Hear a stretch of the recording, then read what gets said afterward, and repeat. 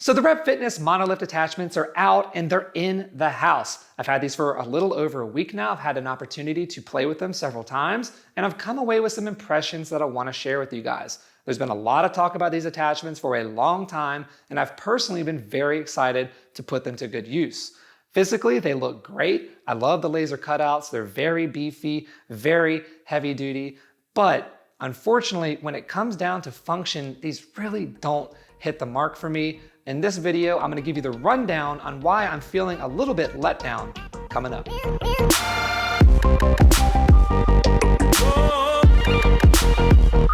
Hey, what's up friends? I'm glad you're here because today is yet another perfect day to talk about gym equipment. Hey guys, my name is Adam with Garage Gym Lab, and if you're new here, this channel is all about testing and reviewing gym equipment, building the home gym community, and providing inspiration to anybody out there who's looking to build their dream gym. So if that's something you're into, I definitely encourage you to subscribe. That way you can stay up to date with all the weekly content. So as some of y'all may know, I own several pieces of Rep Fitness equipment. I've got the PR5000 power rack, a full set of their urethane dumbbells, 3 benches, several barbells, a lot of plates, some kettlebells, slam balls, etc. And overall, I've been very pleased with virtually everything that I've gotten from them.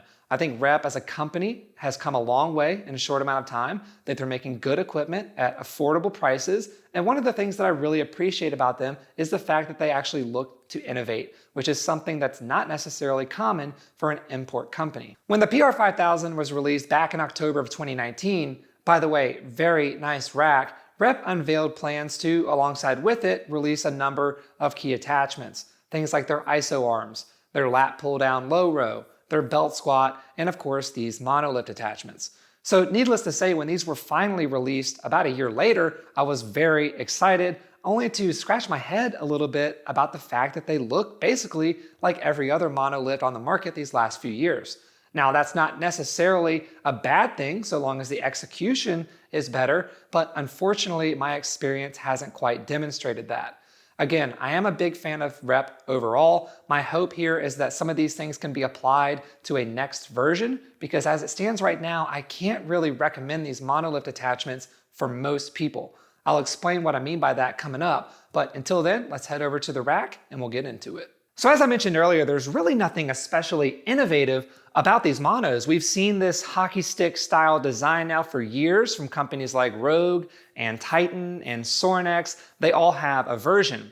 The problem with this style of mono is that aside from being huge, traditionally you don't get that much clearance from them. Now, one of the big reasons why you would get a mono is to, say, be able to unrack a squat, eliminate the walkout, have these arms free clear, perform the lift, and then subsequently be able to re-rack that bar all without having to move your feet. But if you don't get the clearance that you need, then you risk hitting the J-cups on your way back up, or at the very least, you have in the back of your mind that you don't have a lot of room while you're lifting, which could affect your performance. Most rack-attached monos are going to clear between 3.5 and 4.5 inches, which is okay. It's not totally ideal, but it's enough to get the job done. I would say that 3.5 inches is really the bare minimum that you want to see on a monolift. How you get that measurement is really pretty easy. All you have to do is rack a barbell, but don't leave it empty, because having a little bit of weight on there is going to allow it to swing out just a little bit further before sitting into its natural loaded position. From there, you want to take a tape measure from the front edge of the upright to the center of that loaded bar, since this will mark where you're actually starting the lift. Now you want to unrack the bar or remove it altogether, bring that tape measure back and measure the same distance out. Only this time you want to mark where the front edge of the J-cup hits that measure, since this is going to be the closest point to your bar when you're actually lifting. Where that J-cup hits on the tape measure is going to indicate how much clearance you have. So in the case of my Rep monos, they naturally sit about 8.5 inches away from the upright. But as you can see, when you unrack that bar, it only gives me a clearance of 1 3/4 inch. And that's one of my biggest points of contention with these monos, because 1 3/4 inch is not nearly enough room to confidently squat with. The margin of error is just too thin. Now, I know some of you may be thinking, well, just work on your form or have a more vertical bar path. And I would agree, those are all things that we should achieve for. But the reality is that misgrooves happen, especially under heavier loads, which is one of the biggest reasons why people get a monolift to begin with. So to highlight this, let me show you a couple quick clips of a squat. In the first video, I will show you a more vertical bar path. And in the second video, I will show you one with a little bit of a forward lean on the way back up. On the left side, I will show you an angled shot of the squat so you can get a good indication of how much clearance there actually is. And on the right side, I will show you simply a side view of that same squat. So in the first clip, more vertical bar path, you can see that the clearance is indeed very tight. Again, less than 2 inches. And on the second clip here where I'm doing a little bit of a forward lean, this is not exaggerated at all. As you can see, I actually hit the J cup. Now, if this was a live situation where I had any meaningful amount of weight on my back, then I've got a serious issue on my hands. And as far as I can see it, guys, this is a pretty big safety concern, having such a tight clearance. And not to mention the mental gymnastics of, am I gonna hit it? Am I gonna miss it? While you're actually lifting, not something that you want when you have hundreds of pounds on your back. One thing that I wanna clarify is that technically you can create some additional clearance by stepping back and pulling back, although this is not something that I recommend. The whole purpose of a monolift is to literally get underneath the bar and stand straight up without any concern over clearance. When you start manipulating clearance like this, it's hard to maintain a pre-lift setup, and it's easy to get yourself out of position since you may find yourself unbalanced or performing a good morning out of the rack in some cases, neither of which is a good thing. So the big question is, why is this happening? If you look at the Titan Fitness version, for example, they have a clearance of about 3.5 inches. And it gets there partly because the loaded barbell naturally sits about 9.5 inches away from the rack, again, as compared to 8.5 on the rep. It also has a smaller bottom portion of this J cup right here. From heel to toe on the Titan, it's about 4.5 inches as compared to 6 inches on the rep, all of which is contributing to a tighter tolerance on the rep monos. Where I think rep could make some tweaks here, firstly, is to get this barbell sitting further out from the rack. It can get there maybe from extending this bracket out a little bit further, although that's gonna make a big attachment even bigger, so that might not be the ideal solution. It could potentially be moving this pivot point higher up on the arm. If you look at the Titan version or the Sorinex version, for example, their pivot points are really high up in the arm, and in doing so, it may allow for some additional swing out.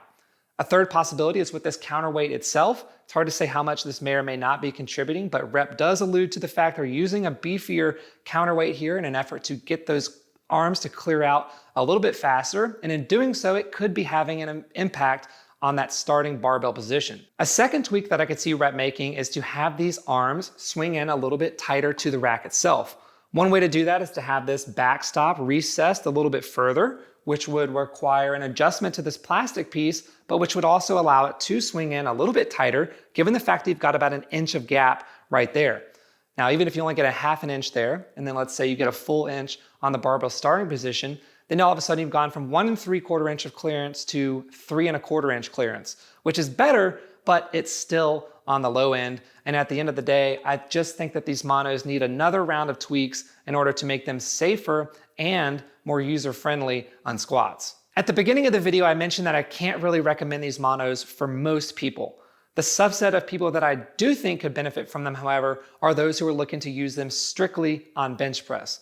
Given the mechanics of the bench press where you're pressing the bar back in towards the J cups at a bit of an angle as opposed to in a purely vertical line, the clearance issue isn't as big of a deal. And I think the bench press in general is one of the biggest reasons to get a monolift because it gives you that soft handoff that you don't get with a traditional J cup. This is especially helpful if you have shoulder issues because it eliminates having to reach back, lift up, and then bring the bar forward. The monolift is much more comfortable, and it's easily been the thing that I've missed the most about having my monolift on my old 2x3 Rogue rack. Now, I'm confident that rep can make the necessary changes in order to achieve a greater clearance. But one of the other things that I think is worthy of discussion is this hockey stick design in general. And by that, I just don't think it's that good. There's a long-standing history of so-so performance when it comes to clearance, etc. So even if rep does dial it in, it's still gonna suffer from some of those same issues. And then at that point, you're really just competing on price and aesthetics for the most part. Aside from that clearance, these hockey stick designs are big, they're bulky, and they're just a bit unwieldy to move around. Not to mention, there's been many a story of people hitting their heads on these counterweights as they walk around them. And you know what? It's all avoidable because you don't need a counterweight that extends this far out. This has been proven by the Mech 6 design, which uses a weight blob to counter. As you can see, it's much more low profile and it does achieve a much greater clearance. Unfortunately, Mech doesn't make gym equipment anymore, and sadly, I wasn't able to get anything from him whenever he did, aside from some safety bars. But what people say about his monos are really that it's the gold standard of a rack attached mono. What I would love to see, whether it's through Rep or somebody else, is a new mono design that goes away from this, quite frankly, tired hockey stick design. One of the other issues that I'm having, and I know others are having as well, is with the fact that the safety pin that's being offered is too long. So whenever you unrack this bar, the arm comes swinging into it and literally hits that safety pin and ejecting it from the rack.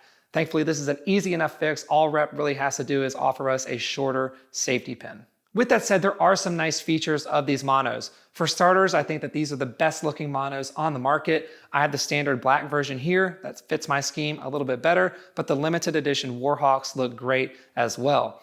One of the features that I really do appreciate about these monos, at least from an aesthetic perspective, is this cutout section here showing the mountains on the standard version and the face on the Warhawk version. The trade-off, however, is that this space is typically a larger opening if you look at a Rogue or a Titan, and that can make it a little bit easier to grip and move around. So you don't really get that here. At least you do get something to hold on to with the mountains, but in general, what you get in aesthetics, you really lack in function. I'll also echo the sentiment that these monos are bomb-proof. They are very heavy, they feel very heavy duty, feel well made, well constructed, and I really have no concern whatsoever over their ability to carry the load. They also include a plastic lining along the J-cups, which is a great feature, although it is very inconsistent. What starts as a tiny sliver up top moves to a bigger buffer in the middle, and then it essentially sits flush on the front and the underside. Being that the biggest buffer is where it matters the most in the heart of the cup, it may not be that big of a deal, but considering the clearance issues, I would like to see a bigger buffer, especially on the front and especially on the underside where that bar has a real chance of clipping the cup. Personally, I'm only going to use these monos on bench press. Squats are a no-go for me, unfortunately, on this version at least, until they can get some of those clearance issues resolved. And while some of the other movements they've demonstrated, like hip thrust using this longer counterweight, are interesting, I just don't really see myself using them in that way. While I do wish that this was not a hockey stick style design, I do think that these monos have potential with a few tweaks, but I'm sad to say until then, these are really a disappointment in my eyes. One of the things that I appreciate about Rep is they do listen to their customers, they are open to suggestions, they're open to constructive criticism, and they've shown the ability to make improvements over the years. I wish this wasn't the case, having waited for these for over a year, but my hope is that Rep can make some design changes and bring something to us that's different, something that's innovative, and something that brings performance in line with what they've already demonstrated they can bring aesthetically. So what do you guys think? Is this all fair criticism? Let me know in the comments section below. As always, guys, thank you so much for tuning in. I really appreciate it. Look forward to seeing you on the next video. Until then, be well, and we'll chat soon.